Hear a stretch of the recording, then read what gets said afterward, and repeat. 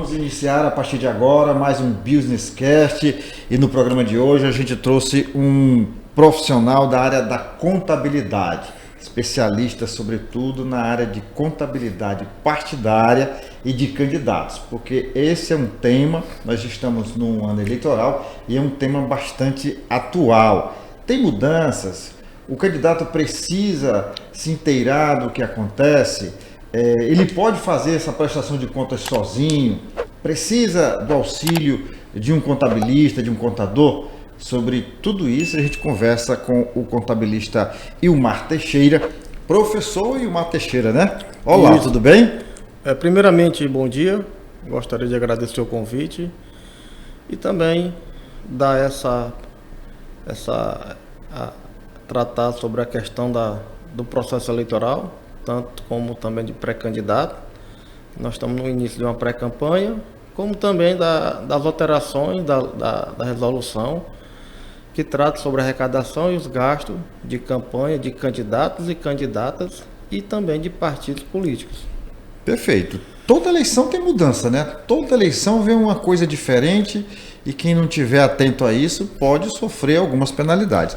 O senhor falou aí na questão, por exemplo, da prestação de contas durante o período da pré-campanha.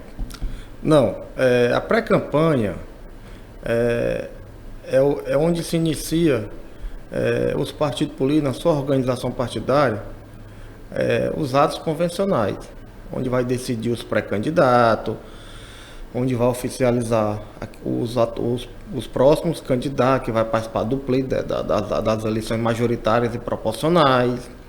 Então, mas isso envolve custos, não tem que haver uma prestação de contas posteriormente em relação a esse período também?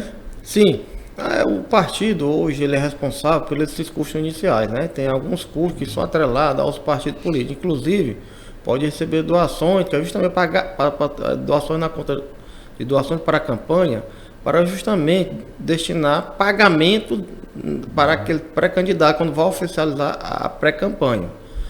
Entretanto, quando você falou que em 2 anos há mudanças no Congresso Nacional, o que é que ocorre? Na legislação, nós temos a Lei 9.504, que é a Lei das Eleições. E nós temos a Lei dos Partidos Políticos, que é a Lei 9.096. Então, o que é que ocorre? No direito eleitoral, que é consagrado, tem o princípio da anualidade e o princípio da anterioridade. Toda matéria, só quem pode legislar, alterar e modificar a legislação eleitoral e partidária é a União. É a competência legislativa dessas mudanças. Então, as reformas a serem aprovadas têm que ser um ano antes do pleito das eleições. O que é que ocorre? As eleições em outubro ocorrerão no dia 6. Então, a matéria tem que estar sancionada pelo Presidente da República até o dia 6. Posterior aí, não tem mais o que se falar em reforma. Se fala em reforma para os próximos anos, para os próximos pleitos seguintes a tratar. Agora, uma coisa, é preciso que as pessoas em casa, é preciso que os candidatos principalmente entendam, que uma coisa é a prestação de contas do partido, a prestação de contas partidária. E outra coisa é a prestação de contas de cada candidato. Isso são coisas distintas e cada um cuida da sua. É assim? Exatamente. O que acontece? A prestação de conta de partido político é de responsabilidade do partido na qualidade do representante legal e presidente tesoureiro. Aliás, é uma prestação de conta que ele faz anualmente, independentemente de eleição ou não, ele tem que prestar conta, né? Na realidade, recebe fundo partidário. Perfeitamente. Nos partidos políticos, nós temos uma prestação de conta anual, que é a prestação de conta do seu exercício financeiro. Quando tem a campanha, nós temos uma outra prestação de conta chamada prestação de conta de partido de campanha eleitoral, onde o contador vai poder utilizar as ferramentas, contabilização, os registros, a escrituração, receita e despesa, todo o seu lançamento do partido. Se receber recurso por fundo partidário, fundo eleitoral, o contador vai poder registrar e destinar quais foram os gastos oriundos desse recurso. A gente falava agora há pouco, e o senhor falou na questão de resoluções, Tem mudança?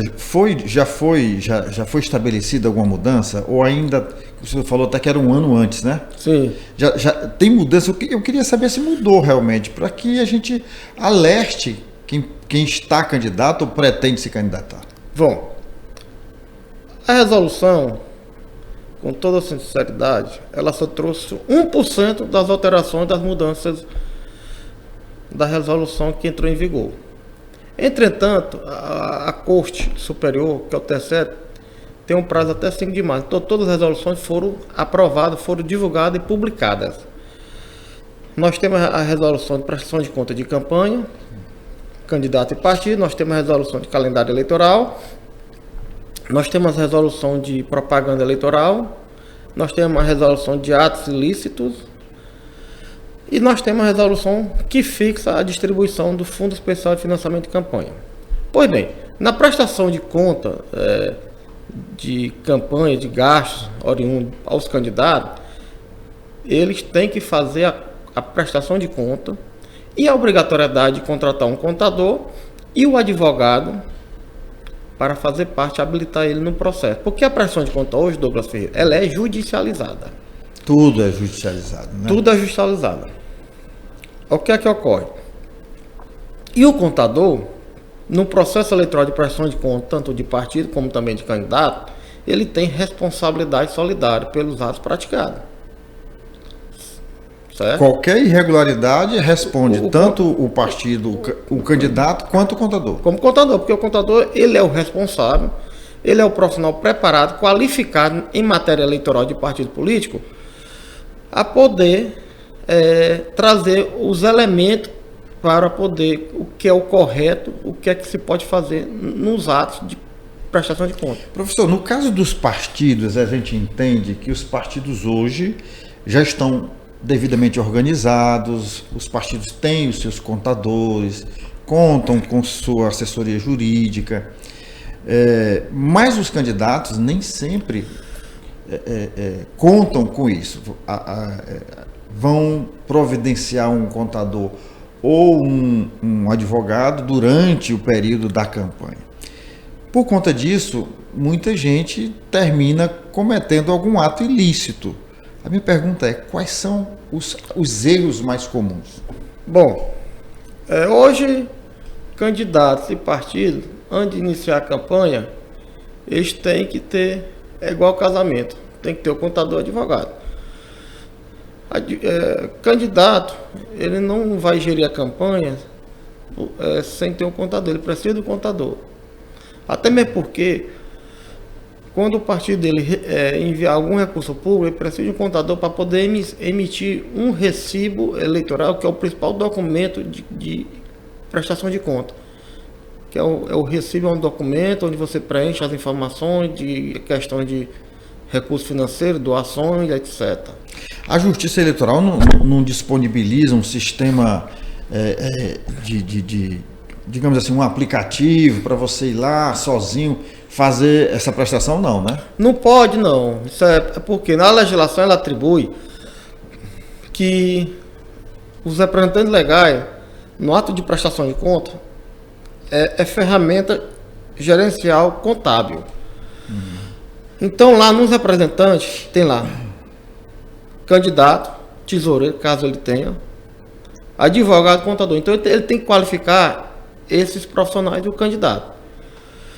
Porque uma prestação de conta, quando ela é matéria judicializada, ele precisa contratar advogado, até mesmo porque para inserir a procuração dele no processo. E o contador, ele vai fazer o contrato dele, como o advogado faz o contrato, o contador insere a certidão dele, o contrato, e a documentação dele lá, onde ele está cadastrado. Mas vamos lá, quais são os erros mais comuns que os candidatos costumam fazer durante essa prestação? Eu pergunto isso porque a gente sabe que tem candidato que às vezes não foi candidato, foi um candidato laranja. A gente sabe que tem candidato que recebe recursos do partido e não prestam contas. Tem gente que recebe doações e também não consegue justificar. E tem aqueles que vão justificar de forma errada também. Às vezes até apresentando documentos idôneos, recibos, notas fiscais, enfim. Eu queria que o senhor falasse um pouco sobre isso. Eu acredito que não seria erro, só assim, para eu poder qualificar. Eu diria que os candidatos nessa seara é a falta de informação. Então ele tem que ter um bom profissional contábil que tem preparado, né? Exatamente, como também tem que ter o advogado preparado. Por quê? Eu costumo dizer, quando inicia a campanha, o contador, a campanha inicia em 16 de agosto. No momento onde tem as convenções partidárias, o partido já tem os seus pré-candidatos, porque a chapa hoje proporcional de vereador para Teresina, no passado era 44, né? Então, 44 candidatos. Hoje é 30. Porque o número de vagas, mais 100%, o número de cadeiras na Câmara são 29. 29. Mais 30. Então, partidos têm um limite de lançar 30. Então, o que é que ocorre? Aí, nesse momento, onde entra o contador para fazer uma palestra, explicação, orientações. Cada partido tem que preparar os seus candidatos. Exatamente. Né? Organizar os seus eventos. Organizar seus eventos perfeitamente. Particularmente eu, quando iniciei a campanha, eu tenho meus materiais informativos e checklist, que é elaborado por mim. E ele servirá como orientações para aqueles candidatos que vão me contratar e aqueles que eu vou dar uma palestra. Você já encontrou, por exemplo, um candidato que relutava em contratar um profissional contábil? Já, isso aí costumeiramente... É o mais comum, né? É comum. Eu já tive agora, recentemente, foi candidato em Distrito Federal em Brasília. Ele veio me procurar aqui em Teresina. Aí lá tá tramitando tudo da forma como é para ser. Contratou uma advogada de lá e me contratou aqui. Aí eu associei a minha interlocução, foi o meu contato com a assessoria jurídica de lá e ele me contratou aqui. E o processo está da forma como ele quer, porque ele quer ser candidato novamente nessas eleições no município dele. Bom, a gente imagina que os órgãos fiscalizadores estejam mais preparados que os candidatos. Né? Quem efetivamente fiscaliza, a gente sabe que é a Justiça Eleitoral, mas quem efetivamente é o TRE, é criada uma comissão nesse período, como é que se dá essa fiscalização? Bom, a gente entende hoje, a Justiça Eleitoral tem um poder originário de fiscalizar tanto partido como candidato. Mas também tem outras searas de fiscalização durante o processo eleitoral. Por exemplo? Polícia Federal, Ministério Público Federal. Agem a partir de denúncia ou podem agir de ofício também? Denúncias de ofício, alguma averiguação. Por quê? Na Justiça Eleitoral é disponibilizado um sistema de acesso público chamado Divulga Cande Contas. Esse sistema Divulga Cande, todos aquele que queira visualizar quais são os candidatos que teve um gasto superior, aquele que receberam um recurso, um valor superior ao limite de gasto, e aquele que não receberam nada, então está lá na divulgação. A gente ouve muito candidato, depois da eleição, reclamando do partido, que não recebeu recurso, que não recebeu apoio, e por outro lado existem os recursos partidários e o partido tem que contemplar os seus candidatos. Ou não, ele pode canalizar esses recursos para um certo candidato, para um grupo de candidatos. Vamos lá. O recurso destinado para utilizar na campanha, nós temos fundo partidário e fundo especial de financiamento de campanha, que é o FEFEC. No meu entendimento, o Piauí tem 224 municípios. Isso. E se você olhar para os outros estados da federação, quem faz a distribuição do FEFEC é o Diretório Nacional. Então, por mais recurso que o partido receba, mas não é suficiente para manter os gastos de campanha. Na hora que vai distribuir essa pulverização, exatamente, chega pouco recurso, é isso que o senhor está querendo dizer? Exatamente, porque não vamos dar um exemplo. O partido em si, ele tem comissões provisórias, como também tem diretório nos demais municípios e na capital, né? Porque na capital nós temos o quê? o diretório estadual e o diretório municipal de Teresina. Os demais municípios são 223, tirando Teresina, dá 224. Então, precisa de uma capilaridade, assim, porque imaginamos 223 municípios para destinar recursos para todo o município. Para todos os candidatos, né? Exatamente. Porque o candidato, do meu ponto de vista, ele tem que ter o quê? Um poder de captação de voto. Entendeu? O que eu quero dizer? Francisco é candidato, mas ele precisa ser testado. Entendeu? Não é por si só que eu vou dar o limite de gasto para ele poder utilizar o recurso. Então tem que saber utilizar esse recurso. Exatamente, tem que saber utilizar da forma correta. Qualquer candidato tem direito a recebimento do recurso. Agora tem umas prioridades, cota de mulheres negras, homens negros.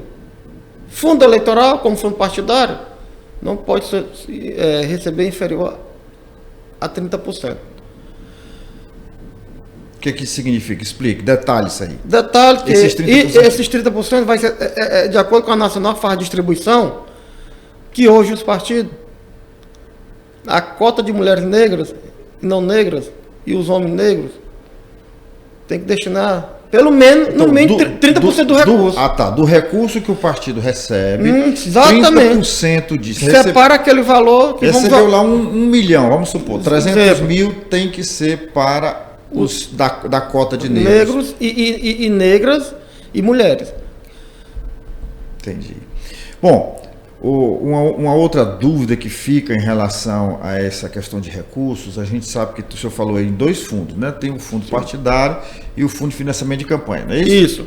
Bom, outra coisa que fica muito em dúvida, tanto para o leigo quanto para alguns candidatos, eles individualmente podem receber doações e até quanto seria essa doação? Sim. Até o dia 20 de julho, o Tribunal Superior Eleitoral vai publicar a resolução dos limites de gasto. Hoje, eu não posso dizer qual o limite de gasto para nenhum município e nem para Teresina. Ainda não foi definido. Ainda não foi definido. Tem até dia 20 de julho para o Tribunal Superior Eleitoral publicar a resolução desses limites. E essa resolução, ela rege ao território nacional. Mas o cidadão comum pode fazer uma doação para um candidato? Pode. A doação, ela tem que ser identificada. O que é uma doação identificada, Ilmar? Onde vai identificar o nome, o CPF e o valor. Tem que constar. A doação... E hoje você utiliza a modalidade Pix. Porque hoje a modalidade Pix está na resolução 23.631. Entendeu? Então não é proibido receber, mas não, tem que declarar. Tem. Agora vejamos. Digamos uma pessoa que a pessoa só pode destinar 10% dos rendimentos declarados na declaração do imposto de renda de ajuste anual. Como? Se eu ganho 30 mil anual, que foi declarado na minha fonte pagadora na declaração enviada à Receita Federal, eu só posso declarar 10% dos rendimentos brutos, que é 30 mil. É 3 mil reais. 3 mil. Eu não posso declarar acima desse valor. Quem comete algum deslize, quem comete alguma irregularidade, uma prestação de contas que, por exemplo, eu ganho 30 mil por ano e aí simpatizo com o candidato, faço minha doação. Mas na contabilidade dele, ao invés dos 3 mil, aparece 10 mil. Essa penalidade é para o candidato ou o doador também pode ser penalizado? Não, o doador. Certo? O doador, porque ele foi o principal. Então, no caso, nesse caso específico, quem vai responder é o doador e não o candidato. Não, o doador. Entendeu? E as irregularidades? O que o candidato pode fazer se pedir a declaração de imposto de renda de cada doador que foi feito. Se caso não ocorreu, ele vai. O doador que vai ser. Então, para que não ocorra isso, é prudente que o candidato faça essa exigência? Por exemplo, quer receber uma doação de alguém e diz, não, você está me doando aqui 10 mil, mas quanto é o seu rendimento? Seria prudente fazer isso? Perfeitamente, é o que eu consigo auxiliar. A sua recomendação é? A recomendação é o seguinte, a cada doação que eu vejo de um determinado candidato... Principalmente quando for uma doação volumosa. Volumosa, né? Me traga a declaração de imposto de renda. Porque se é compatível aos rendimentos recebidos, está declarado. E quais são os tipos de ilícito numa declaração de prestação de contas que pode prejudicar efetivamente o candidato a ponto, inclusive, talvez até de cassar o seu registro? Hoje a Justiça Eleitoral está mais como órgão de fiscalização. Hoje, o que é que ela exige? Por si só, emitir nota fiscal não tem mais aquela valia. O que a Justiça quer é a materialidade do fato. Por exemplo, manda confeccionar 1 milheiro de material gráfico, santinho, adesivo. Tudo que é permitido na legislação está no artigo 35 da resolução, que está lá os gastos de campanha. Além de conter nota fiscal, contrato, nota de entrega, recibo e a arte gráfica. Isso foi uma inovação revolucionária. Entendeu? Que se faz a prova da utilização do recurso com a fé pública. então, Por exemplo... Diga, por exemplo... Contratação de militância política. É correto. É legal. É legal que todos militantes está sendo pago com recurso público façam um relatório de atividade. Mas o que seria o relatório de atividade humana? É justamente tudo que ele executou do momento que ele foi contratado até o último dia. Esse relatório é feito pelo candidato? Não, ele é feito por cada membro que foi contratado, que é da sua militância. Entendeu? Ele vai fazer um relatório, digamos assim, ele vai tirar alguém que foi contratado pela publicidade, tirar as fotografias. Para comprovar efetivamente que aquele gasto foi realizado. Perfeitamente. Para comprovar que aquele gasto foi efetivamente realizado. Mas voltando ainda para a questão do financiamento de campanha, quais são, assim, as principais fontes de campanha? Seriam esses 2 fundos e mais as doações? Sim, na realidade são o quê? As fontes de financiamento seria o quê? Como você diz. Fundo partidário, que é recurso público, e o Fundo Especial de Financiamento de Campanha, que é o fundo eleitoral. E tem a conta de outros recursos. Esses outros recursos, vai se enquadrar aí, além da doação, o que mais? Essas contas, elas são contas específicas. A conta de outros recursos é justamente a conta de doações de pessoas físicas. Então, eu posso doar para qualquer candidato como pessoa física, como você também pode doar. Como qualquer interessado que deseja fazer uma doação financeira a um determinado candidato, ele pode fazer essa doação nessa conta de outros recursos. Professor, hoje nós vivemos, o mundo hoje gira em torno das redes sociais. Hoje não se faz nada sem estar ali demonstrado nas redes sociais.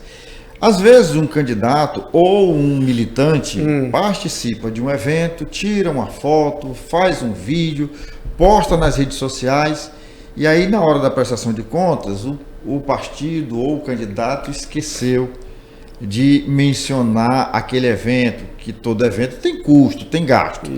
Isso pode ser utilizado pelo adversário, no caso, para mostrar que houve irregularidade nessa prestação? Isso é utilizado? É comum. Agora, o que é que os candidatos do partido têm que ter?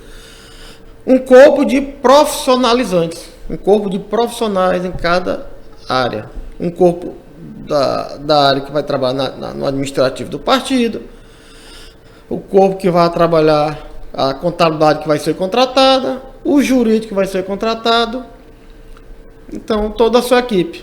Eu já entendi, professor, que pelo que o senhor está falando hoje, a campanha eleitoral não é mais para amadores. Tem que haver uma equipe profissional para cuidar de tudo, de cada detalhe, de cada etapa da campanha, para que essa prestação seja efetivamente feita e não deixe rastro de nenhum ilícito. Sim. Não que tenha havido, mas que não gere, que não dê digamos, ao adversário elementos para contestar ou levantar alguma suspeita, mesmo quando ela não existe. A gente sabe que quem perde a eleição vai procurar cabelo em ovo para ver se resolve, se consegue mudar o resultado da eleição, não é isso? Vai procurar uma pulga atrás da orelha. É verdade. Entendeu? Mas isso aí, quem perde a eleição é assim.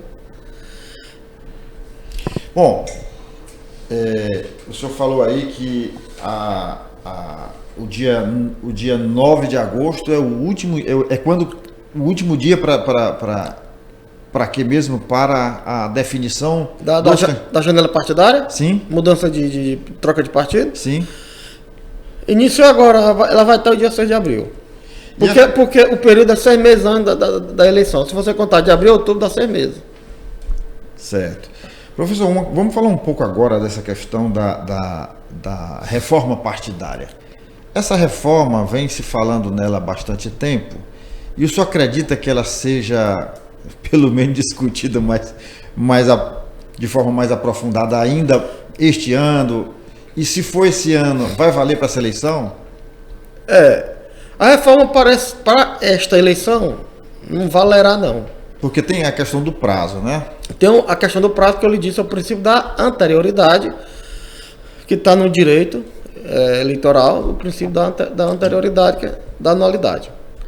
Então, as reformas em si já foram todas aprovadas e já tem as suas publicações das suas resoluções em vigência. Qualquer reforma que se ocorra hoje em diante, ela poderá ocorrer em qualquer momento. A eleição tem agora daqui a 2 anos. Então, é um prazo elástico. Mas eu toquei nesse assunto, porque quando a gente fala em reforma partidária, em reforma política, a gente está falando essencialmente na questão da unificação das eleições, que seria um ponto muito crucial nessa reforma, e também em relação, por exemplo, né, quando se fala nesta reforma, na definição de uma mudança no prazo da eleição, que não seria mais do mandato, que não seria mais de 4 anos, mas de 5 anos. Isso ajudaria, melhoraria, ou o senhor acha que vai complicar, uma vez que vai ser uma demanda muito grande do vereador ao presidente da República? Particularmente, eu não tive acesso ainda, não fiz a leitura da reforma que está em vigência, que está sendo discutida, né? Salvo engano, o relator é o senador Marcelo Castro aqui do Mas Piauí. essa reforma, deixa eu só alientar que eu venho acompanhando ela. Ela é uma reforma, o Marcelo Castro, senador, é o relator da matéria, que está na pauta. Ele já vem discutindo isso desde quando ele era deputado federal. Então ele foi relator lá no passado. Na Câmara. E agora no Senado. É mais que justo ele discutir, lógico. Ele tem um mandato de senador, tem uma grandeza de experiência da matéria. Agora que precisa discutir o elo de entendimento com as classes também profissionais de entendimento, como a advocacia, como a contabilidade, e aqueles que tiverem interesse para a sociedade civil. Mas assim, de uma forma geral, pelo conhecimento que já se tem, vamos supor que seja aprovado nessa reforma que o mandato do político, do candidato, do deputado, do vereador, do prefeito, do governador, do presidente da República não seja mais 4, mas apenas 5 anos, até porque eles estão querendo acabar com a reeleição. E esse mandato seria ampliado de 4 para 5. E unificada a eleição. Nós teríamos apenas uma eleição a cada 5 anos, e não como ocorre hoje, onde você tem eleição a cada 2 anos. A cada 2 anos você renova a Câmara Federal, Estadual e a Presidência da República e um dos senadores, e 2 anos depois você tem a eleição municipal, onde você vai eleger prefeitos e vereadores. Com a reforma, tudo isso ocorreria de uma única vez num mandato de 5 anos. A pergunta que eu faço em relação à questão da contabilidade, isso iria ajudar? Isso é bom para a sua categoria? Ou é melhor deixar como está de 2 em 2 anos, porque você tem mais trabalho? É isso que eu gostaria de saber. Você acha que afetaria só a contabilidade? Não, seria geral. Afetaria também aqueles que são contratados de forma temporária, contrato temporário, em eleições. Entendeu? Ao invés de ser de 2 anos, seria de 5. Porque eles, o quê? Essa mão de obra qualificada, nós vivemos num percalço de um desemprego muito alto no Brasil. O que é que ocorre no Brasil? Numa pandemia de 2020 para cá, ela artizou. Então, em vez de a gente produzir mão de obra, gerar emprego, aí... Eu estou lhe perguntando isso também para a gente conversar um pouco aqui. Afetaria. Sobre essa questão dos impactos, dos desafios que seria uma mudança dessa. Sim, vai trazer, não vai? Vai trazer, mas o profissional ele tem que estar preparado. Ele tem que aceitar, se realmente for como vai ser. Se for aprovado, o profissional vai ter que de alguma forma se preparar e buscar uma saída ou seja, uma perca de 2 anos vai ter que retribuir alguma coisa da atividade dele profissional. E numa reforma dessa, eu só acredito que vai mudar também essas fontes de financiamento de campanha? Não, as fontes de financiamento de campanha não mudam. Não, né? Até mesmo porque o fundo partidário é o recurso que mantém os partidos políticos hoje no Brasil. Qualquer partido. Mas nós temos partido hoje que não tem o direito ao recebimento do recurso. Porque tem que ter representação. Exatamente, né? Tem que ter representatividade no Congresso Nacional. No Congresso Nacional, na Câmara e no Senado. Nós temos vários partidos que não recebem, né? Então tem o fundo eleitoral também é uma fonte de financiamento para manter os gastos de campanha, né? Certo. E como assim uma forma de orientar mais os candidatos? A gente está chegando ao final do nosso programa. Eu queria que o senhor explicasse de forma mais detalhada, por exemplo, o Francisco da Silva está afiliado a um partido e quer concorrer. Qual é o primeiro passo que ele deve seguir para não ter problema com a Justiça Eleitoral? O senhor me disse até que tem um material para orientar, que tem um checklist, mas eu queria que o senhor falasse um pouco para o Francisco da Silva, porque ele pode não ter problema nenhum, mas pode ter complicações, a gente sabe disso. Sim. Primeiramente, o partido contrata profissional. Caso ele não tenha ainda o partido, que é para ter um profissional, ele procura um profissional de atuação na área eleitoral, para poder dar os maiores detalhes, orientações. Isso o senhor está falando do profissional, tanto advogado como quanto contador. São profissionais específicos da área. Logicamente tem que ser profissionais específicos da área, né? Porque já entende do processo eleitoral. Porque a prestação de conta, como também o registro de candidatura, a diplomação é um processo eleitoral. O que o senhor está dizendo e é importante a gente ressaltar isso aqui, é que o processo eleitoral não se encerra no dia da votação. Não, nunca. Você sabe quando foi que iniciou o processo eleitoral brasileiro? Não recordo. Iniciou na década de 30. Foi o falecido com Getúlio Vargas. Getúlio Vargas. Em 1932. Porque foi ele que instituiu, que criou a justiça eleitoral no Brasil. O voto feminino. O voto feminino.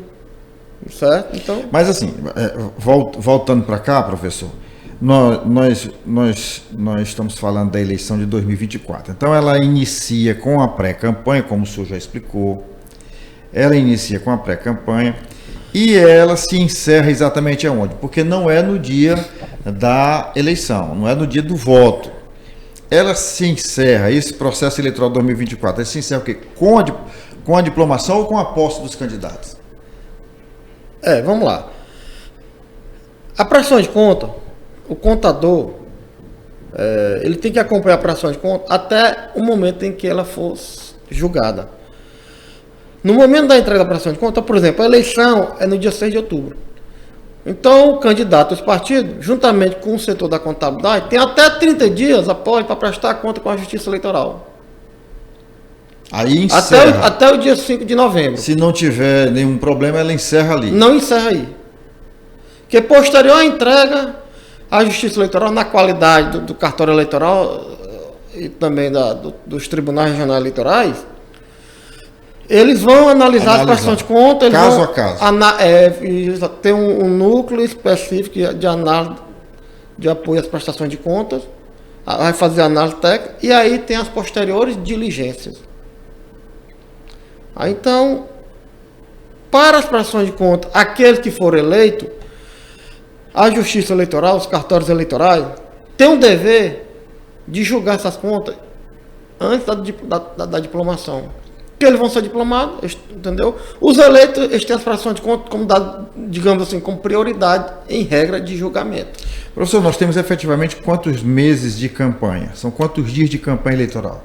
Corrido, 45 dias. 45 dias. Inicia 16 de agosto e termina no dia 6 de outubro. No dia 6 de outubro na eleição. No primeiro turno. Para quem vai. Primeiro turno. Professor, essa prestação, o candidato tem que estar municiando o contador no dia a dia para prestar conta com 30 semanalmente. dias? Semanalmente. Mas a prestação com a Justiça Eleitoral, o escritório de contabilidade ou o contador individualmente vai fazer isso apenas no final, depois da eleição? Na realidade, o contador ele vai solicitando documentos de extrato bancário, aqueles gastos que vão sendo realizados diariamente, para poder registrar lá, para não ter pendência no dia de prestar conta. Até porque tudo hoje tem prazo, né? Tudo hoje é com prazo. E não pode perder esses prazos. Não, porque hoje é o seguinte, o candidato tem uma doação financeira, só tem um prazo, só tem 2 horas. Tem a chamada prestação de conta parcial. Ela ocorre no dia 9 a 13 de setembro. Então, dia 9 de setembro vai cair numa segunda-feira de setembro. 9 até o dia 13 vai numa sexta-feira de setembro. Prestação de conta parcial. Ela é uma prestação de conta que todo e qualquer candidato, como partido, tem que transmitir as informações do envio do dia 16, que não foi enviado, até a entrega da prestação de conta parcial. Mesmo os relatórios financeiros, de recurso financeiro, os candidatos têm que emitir do dia 16, que cada recebimento só tem 2 horas ao seu contador. Tem que emitir através do sistema, que vai gerar um recibo eleitoral em ordem cronológica. Bom, só para a gente encerrar a nossa entrevista, o nosso podcast, eu queria que o senhor explicasse mais uma vez com relação ao valor de doação de cada pessoa. Ainda não está definido. Qual é o prazo que a Justiça Eleitoral vai definir isso? Do limite de gastos. Do limite de gastos e da doação individual, né? Bom, doação individual, qualquer pessoa pode doar 10% do limite, né?